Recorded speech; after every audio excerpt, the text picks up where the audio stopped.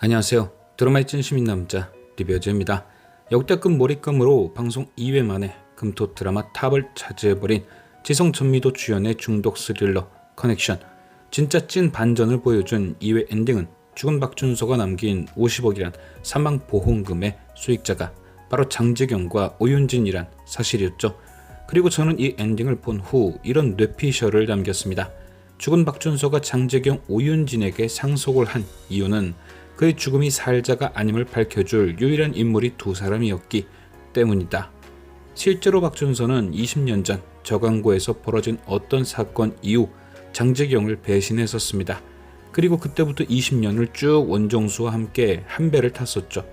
그들이 모두 연결된 20년 전 사건은 티저 영상에 나온 짧은 장면으로 분석해본 결과 누군가 불이 난 창고 같은 곳에 갇혀버리게 되었고 그 일로 그 학생은 죽음을 맞이한 듯 합니다. 그러니까 장재경과 박준서는 그 현장을 목격한 목격자였던 거죠. 이후 장재경은 자신과 박준서가 목격한 내용으로 경찰에 신고를 했고 그 사건은 곧 수사를 시작한 듯 합니다. 하지만 안현시의 왕자님이라고 불리는 원정수가 그 무리에 끼어 있었기에 수사는 엉뚱한 방향으로 흘러갔겠죠. 고등학교에서 벌어진 사건에 경찰서장쯤 돼 보이는 사람이 등장해 학생들을 취조하듯 질문하는 건 이미 상식 밖의 일이었으니까요. 그런데 더 놀라운 건 함께 그 현장을 목격한 박준서가 장재경의 옆이 아닌 원정수의 옆에 서 있었고 자신이 본 것에 대해 그 어떤 것도 증언하지 않은 겁니다. 결국 결과는 장재경이 엄한 친구들을 신고한 이상한 그림이 되었고 그 일로 저강고에서 쫓겨나게 되었습니다. 재미있죠? 그렇게 자신이 배신한 친구에게 20년 만에 나타나 사과를 하고 50억이란 상속을 한 것도 신기한데 그 이유가 자신의 억울함을 풀어줄 수 있을 거란 믿음 때문이란 게. 그런데 이들의 과거를 보면 박준서의 그 믿음이 어디서 나왔는지 알 수 있습니다. 바로 그 20년 전에도 누군가 억울한 죽음을 당했고 그때 원정수 무리들에 휘둘리지 않고 그 일을 파헤친 게 장재경이었거든요. 이번에도 똑같은 거죠. 장재경을 찾아왔던 박준서는 이렇게 얘기했습니다. 모든 걸 되돌리겠다.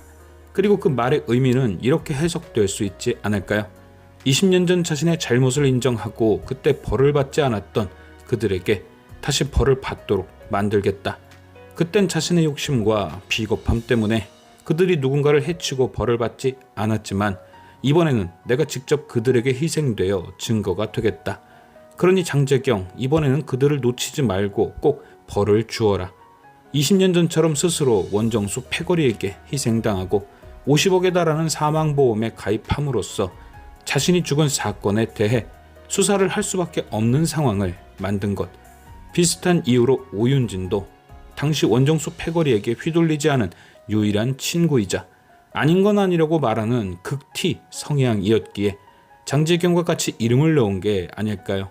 또한 박준서가 오윤진의 상황을 잘 알았다면 그녀에게 50억이란 돈이 충분한 동기가 될 것이라고 생각했겠죠. 그래서 이 두 사람을 팀으로 만든 게 아닌가 싶습니다. 그런데 이런 중요한 의도가 숨어 있던 2회 엔딩에 한 가지 묘한 장면이 숨어 있었습니다.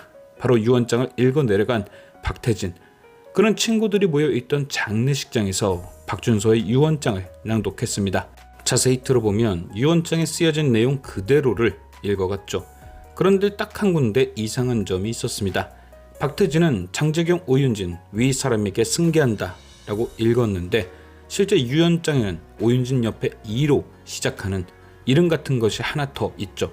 그런데도 박태진은 오윤진 이후에 2로 시작하는 그 단어를 생략한 채 위 사람이 승계한다 라고 글을 마무리했습니다. 그리고 이건 아마도 3회에 바로 비밀이 밝혀질 듯한데요. 그 이유는 이 유언장을 오윤진도 읽었기 때문이죠. 박준서의 집에 도착한 등기를 통해서요. 그러니까 박태진은 무언가를 감추기 위해 혹은 꾸미기 위해 그 마지막 한 단어를 숨긴 건데 이걸 오윤진도 보고 있었다는 건 몰랐던 겁니다. 그리고 그 사실은 장재경과 오윤진이 박태진을 의심하는 계기가 되겠죠. 왜 그 이름을 숨긴 건지 말입니다. 그럼 여기서 생기는 또 하나의 의문은 왜 박태진은 그 무언가를 숨기고 무언가를 꾸미는 중이냐인 듯한데요. 그 답은 왠지 커넥션 인물 소개에 등장한 박태진의 설명에 있을 듯합니다. 지금까지는 원정수의 개로 살아왔지만 이제는 그를 물 힘이 생겼다. 그래서 친구들을 이용해 자신의 손을 쓰지 않고 원정수 같은 한량들을 날리고 이 판을 먹겠다. 이 말인즉 박준서 말고도 원정수를 노리는 인물이 하나도 있던 거죠. 바로 박태진.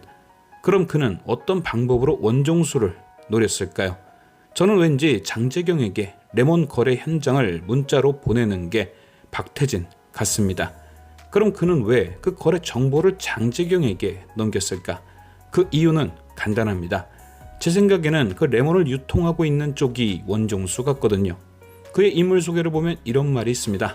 운영하던 제약회사의 직원 중 하나가 신종 마약을 만들었다. 아마도 그게 레몬이고 그걸 만들었다던 직원은 친구인 정상이일 겁니다. 그리고 이어지는 설명에는 이런 말이 또 있죠. 드디어 아버지에게 인정받을 기회가 왔다. 아버지인 원창호는 원정수에게 재개발 계획을 맡겼고 그걸 성공시키는 게 인정받을 기회일 겁니다. 그런데 재개발 계획과 레몬이 무슨 관계일까? 저는 원정수가 그 레몬을 가지고 재개발 사업에 유리한 위치를 차지하려는 듯 보입니다. 그러니까 그 레몬을 유통시킨 자금을 가지고 재개발 계획에 충분한 자금으로 쓸 수도 있고 혹은 그 레몬을 재개발 지역에 거주하는 거주자들에게 뿌려 자신이 원하는 방향으로 사업을 끌고 갈 수도 있죠. 혹은 판매자 리스트를 가지고 필요한 사람을 협박할 수도 있고요. 그러니까 만약 이런 구린 방법으로 어떻게든 재개발을 성공시키려던 원정수가 경찰, 그것도 원정수에게 원한이 있는 형사에게 붙잡힌다면 어떨까요? 아마 있는 거 없는 거 탈탈 털려버릴 수도 있고 나아가선 이 약과 상관없는 여죄까지 싹 다 밝혀질 수 있죠. 결론적으로 원정수는 끝장이 나는 겁니다. 박태진은 가만히 앉아서 손 안 쓰고 코 푸는 격이 되는 거죠. 일단 이 사실을 원창호 회장에게 알려서 원정수를 아주 금융그룹에서 나가리 시켜버릴 수도 있고 또는 반대로 지금까지와는 달리 자신이 원정수의 코를 꿰을 수도 있습니다. 장재경에게 벗어나게 해준다. 아버지에게 들키지 않게 해준다. 원정수를 을로 만들 방법은 무궁무진한 거죠. 그런데 다 짜놓은 판에 변수들이 생긴 겁니다. 첫 번째 변수는 원정수 쪽에서 자신들의 유통망을 노리는 장재경을 먼저 쳐버린 겁니다. 장재경을 납치한 이유가 그거 아닐까요? 가장 유능한 형사의 발목을 묶는다. 두 번째 변수는 박준서의 죽음이죠. 느닷없는 박준서의 죽음과 거기에 장재경이 얽히게 된 것. 처음 계획은 양놀이하는 원정수를 장재경이 잡게 하는 거였는데 이 두 가지 변수로 계획이 복잡해졌고 더하기 유언장에 있어서는 안 되는 이름까지 있었기에 그 이름을 막판에 감췄던 것 아닐까요? 과연 얽히고 설킨 저강고 동창들의 머리싸움에서 장재경은 원하는 바를 이룰 수 있을 것인지 지금까지 시청해주신 여러분께 감사드리며 리뷰어제는 또 다른 리뷰로 돌아오겠습니다.